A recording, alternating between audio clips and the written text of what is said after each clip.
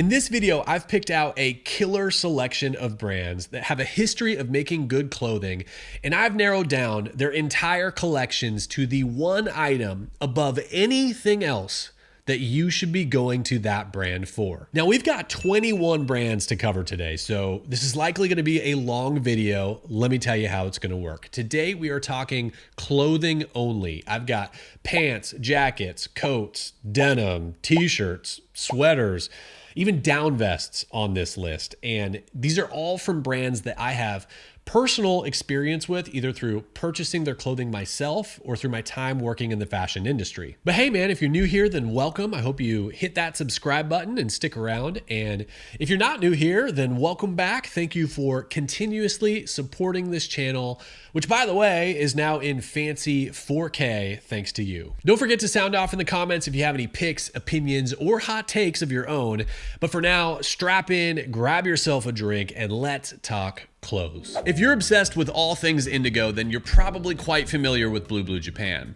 This is a brand that's been around nearly 30 years, and in that time has earned a reputation within the industry as the masters of indigo. Now, Blue Japan collections are stunning from front to back, but this video is about cutting through the noise, so if I gotta pick just one item, I think it has to be their Sashiko trousers. This is a classic pleated trouser that has been transformed through the use of an indigo-dyed Sashiko fabric, which has a long history of use throughout Japan, including usage in martial arts uniforms.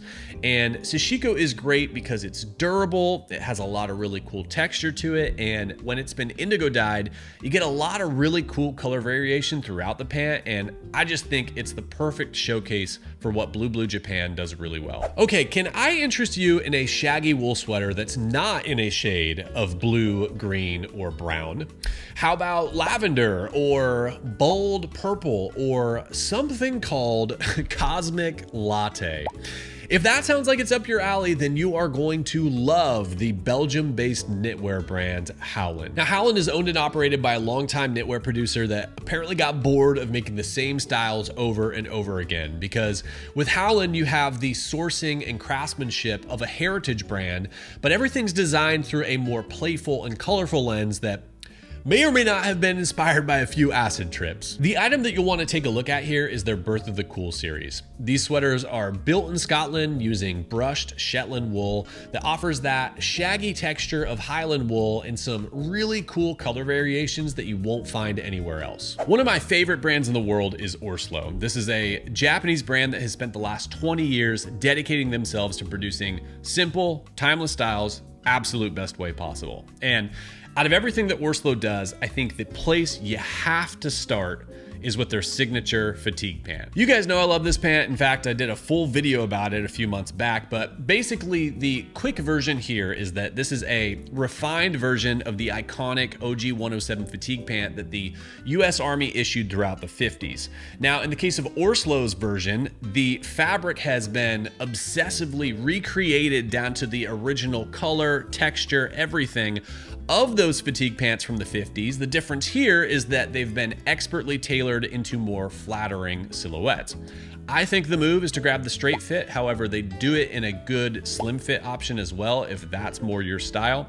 Either way, the fatigue pant is absolutely the pant you gotta get from orSlow. The whiting overshirt from Wax London. You've probably seen these in person before, whether you realize it or not, because these things have been so popular that they have single-handedly made Wax London synonymous with the overshirt style. And personally, I think it's well-deserved. Wax London very smartly reserves their thicker materials for these overshirts, including options with triple stacked yarn, which I think do a really good job of showcasing the brand's motto of clothing with character. The overshirts are cut a little longer with a straight hem to give the appearance of a jacket if that's what you're going for, but you know, the nice thing about this style is that there's really no wrong way to wear them, and once you touch and feel one in person, you'll most certainly understand why they blew up the way that they did. Bonne Facture. That means well made in French, and if you're gonna choose that as the name of your brand, like Deborah Newberg did in 2013 when she launched Bonne Facture, then you're locking yourself into some pretty high standards. Not a problem, really. Newberg was used to high standards after spending the early part of her career at Merz, of all places. But instead of creating another elusive brand with products that you have to get on a secretive wait list to buy, Newberg wanted full transparency in her brand so that consumers could see precisely how and why her clothes were well made. To achieve that, she landed on a unique business model that partners with small makers across France to produce her products, instead of large factories that turn and burn hundreds or thousands of products a day. In some cases, the Bonne Facture website even has the name of the person who made that particular item. That's how personal this stuff is. Now, Bonne Facture offers a full range of menswear, but I do think that they really excel in outerwear. And since I have to just pick one item, I want to call out the Grandad coat. I love the wide lapels, the raglan sleeves, and the belted double-breasted design, which I think is going to continue to look great 10, 20, even 30 years from now. Next up is a brand that is near and dear to my heart, and that is Ralph Lauren's RRL. Now, as I'm putting together this list, there are some brands on here that were a lot easier than others to really narrow down to one item. This was not one of those brands because you can make a very convincing argument for like 3 or 4 different categories that RRL does some of the absolute best versions of those categories in the industry. But after mulling it over, I think that the headliner here has to be RRL's denim, specifically their washed denim styles. Because, you know, as I've said before, I mean, making a good wash denim is incredibly hard because you first and foremost have to make a good pair of jeans, and then you basically have to design an entirely new product on top of those jeans in order to have the wash look authentic, to have the creases fall in the right place.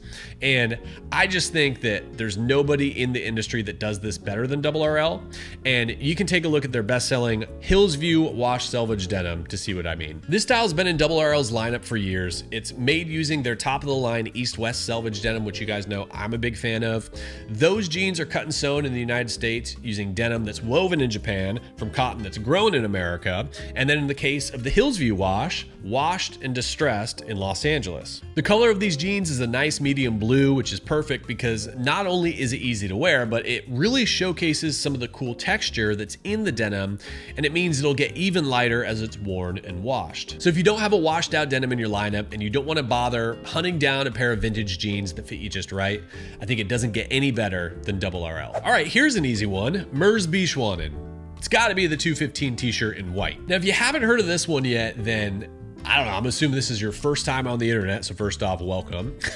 And second, dude, we got a lot to catch you up on because this has been probably the most sought after t-shirt in menswear for the last 3 years. Now, why is that, you ask? Well, in a lot of ways, this t-shirt really shouldn't exist in the modern era. And that's because it's made on century-old loop wheel machines that were actually brought back from the dead in order to recreate the kind of t-shirts that they make in the 1900s that, you know, famously would last forever.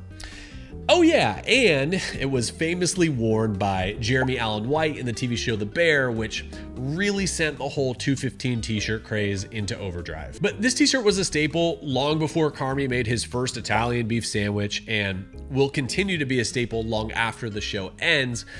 Which, by the way, I'm kind of hoping to soon because I wasn't a huge fan of the last few seasons, but that is besides the point. What you need to know is Merz B. Schwanen 215 t-shirt, add to cart. I love a good down vest, especially one with a Western yoke. And if you also like a good down vest, well, then you might already be familiar with Rocky Mountain Featherbed and their iconic Western style down vests. Rocky Mountain Featherbed is honestly a really cool story and one that I could probably do a whole video on in the future, but the short version is that this was a outerwear brand that was started in the 60s, went out of business in the 80s, and then was revived by a bunch of Japanese collectors in the early 2000s. And so now you've got this really cool mishmash of classic Western styles seen through a Japanese lens, where everything is now produced. So in addition to top tier Japanese construction, Rocky Mountain Featherbed's got everything you'd want in a down vest. You got materials like water repellent nylon, horsehide leather for the yokes, and then of course, ultra warm down fill.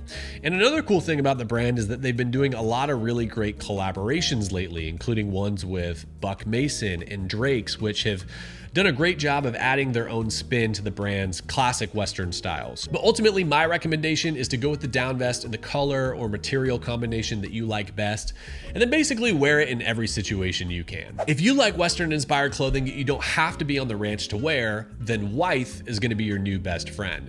Wythe's founder and designer, Peter Middleton, blends his upbringing in Austin, Texas with a fashion design resume that includes time spent at Faraday and Ralph Lauren to create what he calls a new vision of Americana. Now, to me, Wythe is one of the best out there when it comes to this style. Their clothing pulls only the best parts of classic Western styles so that you can add a little bit of Western flair to your wardrobe without venturing all the way into cowboy cosplay. For example, I think that the item you have to start with from Wythe is their classic Moleskin pearl snap shirt. With this, you get the classic style of a Western shirt with those modified sawtooth pockets at the front, but as you can see, it omits the Western yoke from the front and the back to create a really clean appearance that's gonna look just as good in the office as it will on your next trip to Santa Fe, New Mexico. And if you're unfamiliar with moleskin fabric, this is basically the cotton version of suede. So it's gonna add a lot of really great texture to the shirt, which by the way, you can get in like 10 different colors right now on Wythe's website. Any conversation of clothing brands from Japan is going to eventually find its way to Beams. And with 167 stores in Japan and over 30 house labels, it can be hard to narrow it down to just one item that not only shows what Beams does well, but why Beams has had such a huge impact on the industry as a whole.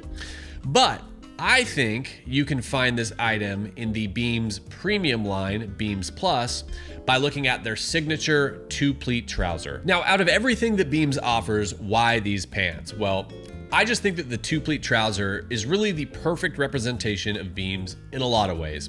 It's a staple of that Japanese ivy style that Beams really helped pioneer. The tailoring and craftsmanship are on point, and they're honestly a killer value because remember, Beams is a much bigger brand than a lot of the other brands that are on this list. And by being a bigger brand, they have the ability to push volume, which means they can get the price down on these to a really damn good price. I mean, you can consistently find them for well under 200 bucks. And if you're lucky enough to find them on sale or even go pick them up in Japan, you can get them closer to like $100. And I just think that at that price point, you're gonna be really hard pressed to find something better. If you're looking for a good all around pair of jeans that's going to wear in and not out, I really like the signature 14-ounce Selvedge denim from Nashville's Imogene and Willie. These jeans are built using a really great raw Selvedge denim from Japan that's then cut and sewn in the United States. And that's really the whole idea behind Imogene and Willie, a brand that was established on making time-tested classic styles right here in America. They offer these jeans in a ton of great fits, ranging from slim to relaxed, but if you're unsure of where to start, then you can't go wrong with their original straight leg cut, the Willie. This is a classic straight leg silhouette that finds that nice middle ground between comfortable and tailored, meaning it's going to look good with everything that you throw at it. And because this is an indigo dyed raw denim, it's only going to look better as it's worn and faded. As a millennial who went through a big J. Crew phase in my early fashion years, there's always going to be a soft spot in my heart for the hashtag menswear days. And while I got rid of my Ludlow suit a long time ago, and I don't foresee myself ever returning to the slim fit chino era, fingers crossed, I do have a lot of respect for the forces and the people behind that era of J. Crew, because in a lot of ways that was really my gateway to fashion, which is precisely why I've always kept up with what Todd Snyder has been doing at his namesake label. Todd was of course the head of menswear during J. Crew's golden era and introduced staples like the Ludlow suit or the broken in chino before he left to start his own label in the early 2010s. And really, if there's any one thing that I think Todd Snyder does really well, it's variety. But I'm not going to cheat and pick variety as my answer here. So if I'm gonna narrow it down to one item and one category in particular, I think you gotta start with the shirting. Now, for transparency, the team at Todd Snyder saw one of my previous videos and was nice enough to gift me an item of my choosing,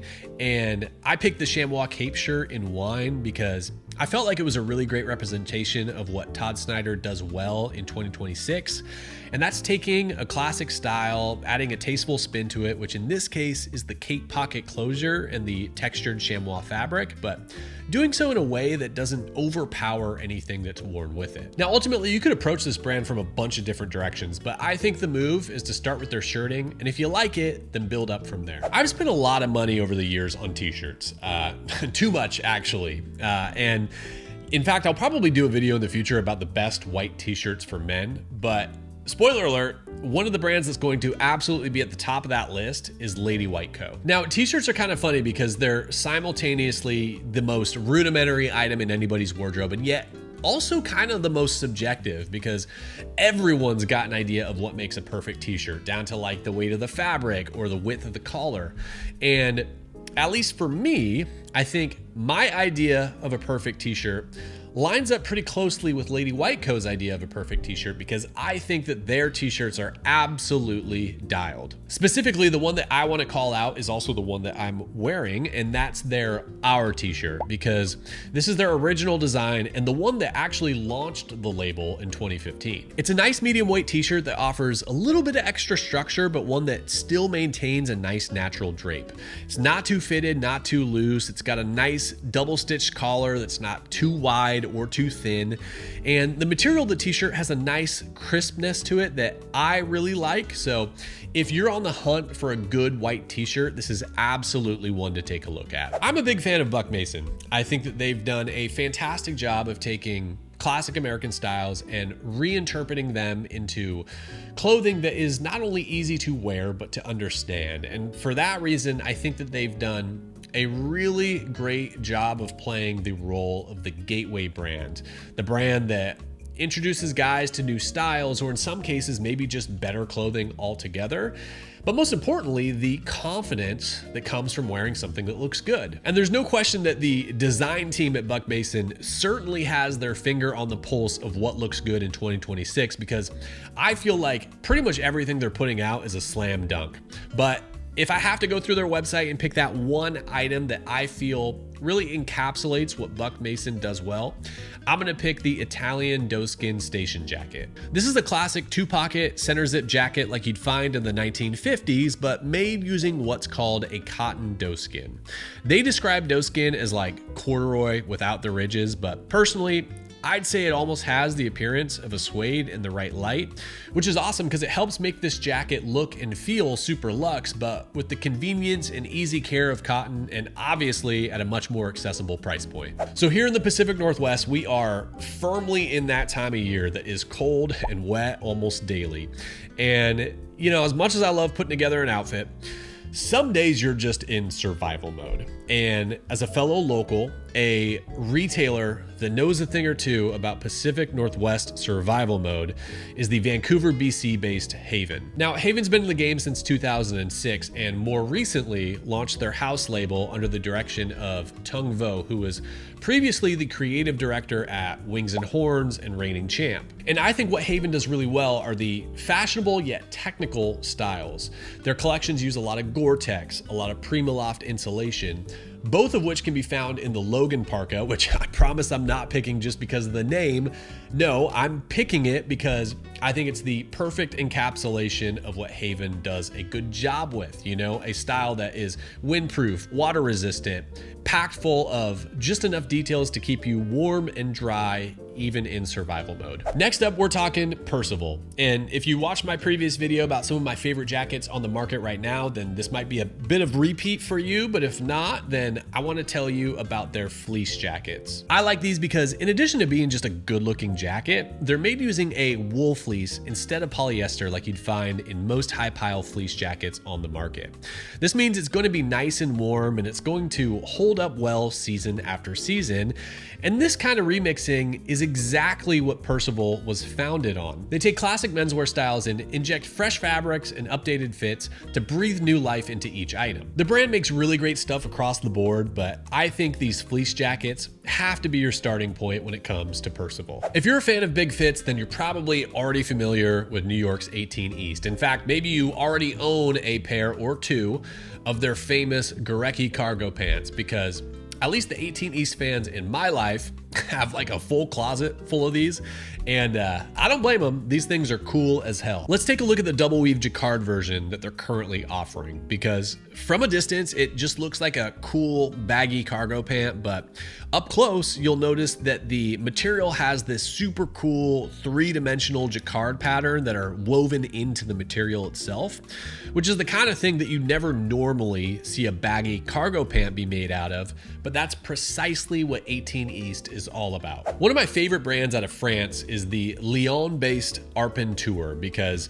this is one of those brands that just like, I feel like it looks good on everyone, regardless of your style or age or whatever. Arpenteur just works. Now, I might be alone in this, but Arpenteur actually reminds me a lot of orSlow, and that's not necessarily from a style perspective because they are quite different. But really, I think that the underlying mission of each brand is the same, and that's to make the best versions of simple, easy styles, just in this case with different reference points.